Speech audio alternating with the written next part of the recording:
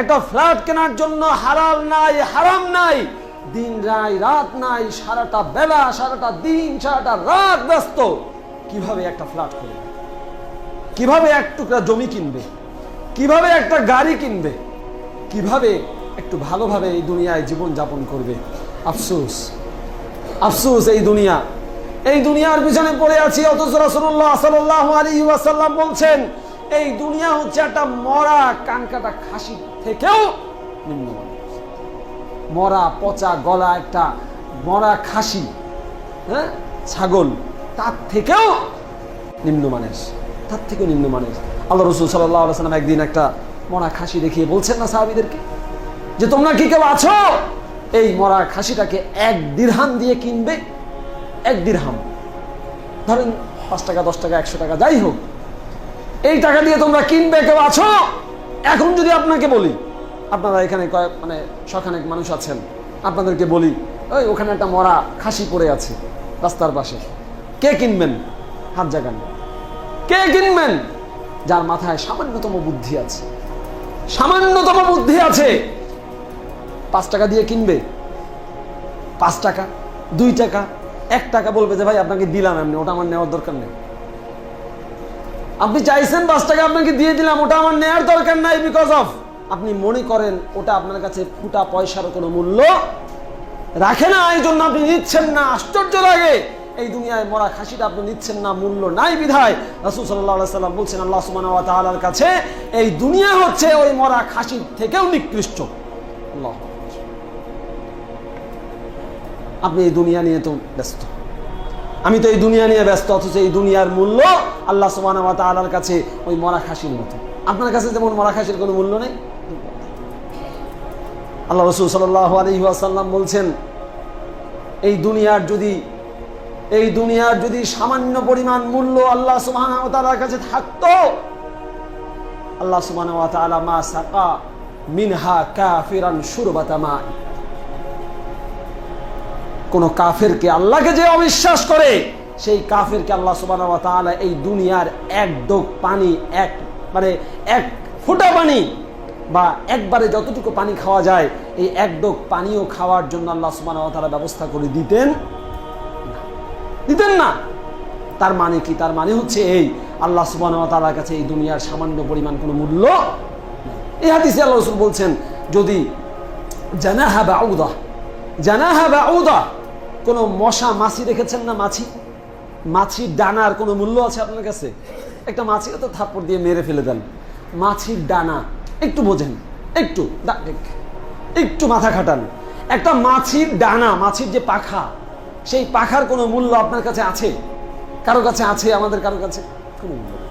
আল্লাহ সুবহানাহু ওয়া তাআলার উদাহরণ দিয়ে বলছেন রাসূলুল্লাহ সাল্লাল্লাহু আলাইহি সাল্লাম, যদি এই দুনিয়ার কোনো মূল্য আল্লাহর কাছে ওই মাছির ডানার মতো থাকতো, মাছির ডানার যতটুকু মূল্য ততটুকু মূল্য যদি এই দুনিয়ার হতো আল্লাহর কাছে, তাহলে আল্লাহ সুবহানাহু ওয়া তাআলা এই দুনিয়ার 1 ফোঁটা পানি কোনো কাফেরকে পান করার অধিকার দিতেন না।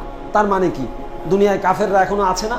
অনেক ভালোই আছে, হ্যাঁ, খালি পানি না, কত কিছু খায়, হালাল হারাম যাই খাক, আল্লাহর নিয়ামত তো, আল্লাহর জিনিস তো খাচ্ছে, খুব ভালো আছে। তার মানে হচ্ছে এই যে আল্লাহ সুবহানাহু ওয়া তাআলা যেহেতু তার খাওয়া দাওয়া পানীয় বন্ধ করেন নাই, তার মানে হচ্ছে আল্লাহ সুবহানাহু ওয়া তাআলার কাছে কোনো মূল্য এই দুনিয়ার নাই। যদি মূল্য থাকতো তাহলে কি করতেন? তাদের খাওয়া বন্ধ। মানে অঙ্কটা ক্লিয়ার না? অঙ্কটা তো ক্লিয়ার, এটা বোঝার জন্য খুব ভালো ম্যাথমেটিশিয়ান হওয়ার দরকার নেই, খুব বেশি বুদ্ধিমান মানুষ হওয়ার দরকার নেই। আল্লাহর কাছে মূল্য যদি থাকতো তাহলে পরে কোনো কাফের, কোনো মুশরিক আল্লাহর এই নিয়ামত থেকে 1 লোকমা খাবার, 1 ফোঁটা পানি খেতে পারতো না। আল্লাহ দিতেন না, আল্লাহ দিতেন না। যেহেতু মূল্য নাই, খাক। ওই যে আবর্জনা বাইরে ফেলে দেন না, ডাস্টবিনে ফেলে আসেন না, কুকুর খাচ্ছে, আপনার কি কষ্ট লাগে? মানুষ নিয়ে যাচ্ছে, আপনার কষ্ট লাগে? কষ্ট লাগে? কষ্ট লাগে না কেন? ওটার কোনো মূল্য আপনার কাছে নাই, ওটার কোনো মূল্য আপনার কাছে নাই। যদি থাকতো তাহলে আপনার আফসোস লাগতো, ইস খেয়ে ফেলছে। আপনার মূল্যই নাই, আপনার আফসোসই লাগে না।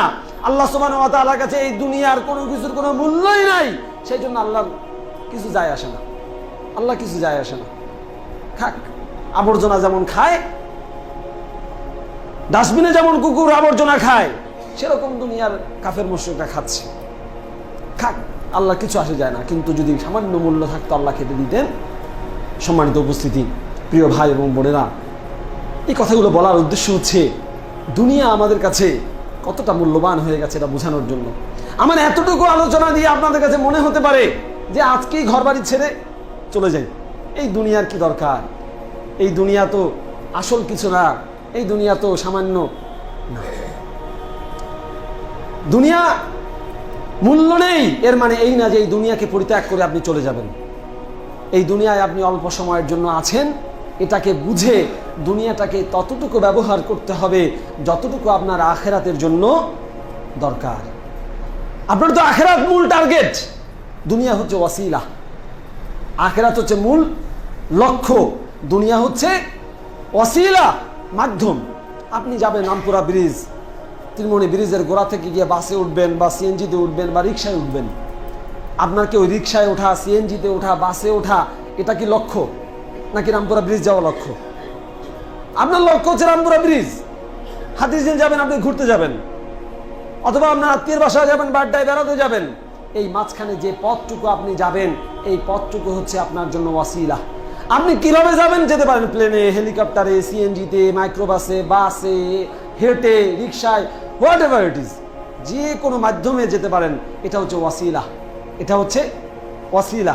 এখন যদি আপনি মনে করেন না সিএনজিতে যাব, রিক্সায় যাব, এটাই আমার যাওয়ার টার্গেট, এমন করে কেউ বের হয়? কেউ বের হয় না, কেউ বের হয় না। এই দুনিয়াটা হচ্ছে ওয়াসিলা। এই যে বাহন, বাড্ডা রামপুরা যাওয়ার জন্য যে বাহন, এই বাহন হচ্ছে এই দুনিয়া। এই দুনিয়াটাকে আপনি টার্গেট বানিয়ে নিয়েছেন, এই দুনিয়াটাকে আমরা আমাদের টার্গেট বানিয়ে নিয়েছি। অর্থাৎ ওই সিএনজিতে চড়া, হ্যাঁ, বাসে ওঠা, এটাই আমার টার্গেট। বাচ্চাদের মতো, বাচ্চারা গাড়িতে উঠতে চায় না, ছোট ছোট বাচ্চারা খালি গাড়িতে উঠতে চায়, তাই না? গাড়িতে উঠবে, খুব মজা তাদের। কোথায় যাচ্ছেন সেটা বড় কথা না, বড় কথা হচ্ছে সে গাড়িতে উঠবে, তার খুব শখ গাড়িতে ওঠার। বাচ্চা বোঝে না, ছোট বাচ্চা বোঝে না, না বুঝে সে ওয়াসিলাকে টার্গেট মনে করে। ওয়াসিলা যেটা মাধ্যম, সেই মাধ্যমটাকে সে লক্ষ্য বা আসল উদ্দেশ্য মনে করে। অথচ আপনি তো বুদ্ধিমান, আপনি তো অনেক বুদ্ধি রাখেন।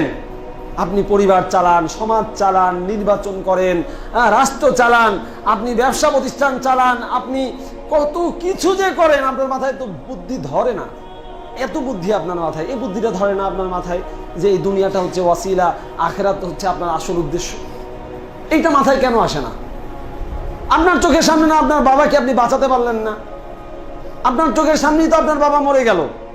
কই, লাখ লাখ টাকার মালিক আপনি, কোটিপতি আপনি, ইউনাইটেড কেন ওই এলিজাবেথে নিয়ে, ব্যাংককে নিয়েও চিকিৎসা করাই তো বাঁচাইতে পারলেন না। এয়ার অ্যাম্বুলেন্সে করে নিয়ে গেছেন, বাঁচাইতে তো পারলেন না। কই, একটাবার মনে হয় না যে আপনার বাবাকে আজকে যেভাবে বিদায় দিচ্ছেন, আগামীকালকে আপনাকে সেভাবে বিদায় দিতে হবে? একটা বারের জন্য কি মনে হয় না যে এই দুনিয়ার পিছনে আপনার দেখা কত মানুষ লেগেছিল? কয়েকটা বাড়ি করেছে, ফ্ল্যাট করেছে, গাড়ি করেছে, এই করেছে, সেই করেছে।